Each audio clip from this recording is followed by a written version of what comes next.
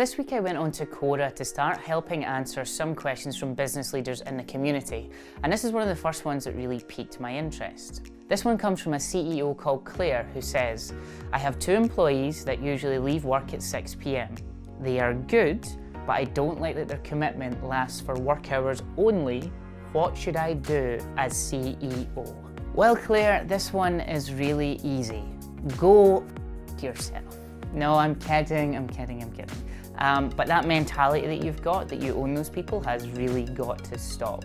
So the thing is, as CEO, whether it's 2 people or 200 people in your team, you have to get into the mindset that you work for them, not the other way around. The thing is, your team are never going to care about your business as much as you do, and to be honest, you really don't want them to. Imagine have a team of like sycophantic drones. That's a bad team. You want independent, well-rounded people with high self-esteem that are going to have their own thing going on. One thing to get into your head very quickly is they're your equal, and yes, like you own the business, but they run it.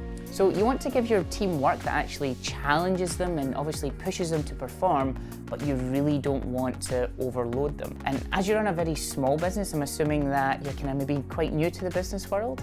And just bear in mind that 50% of all businesses fail after 1 year and 90% fail after 10 years. Why?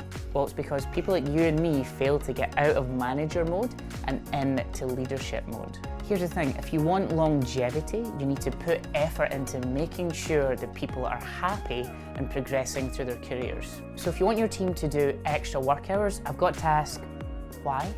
There's something called sacrifice syndrome, and I think you might be suffering from it. So the definition, sacrifice syndrome is the result of heavy responsibilities, the perpetual need to influence, and the pressure to get results.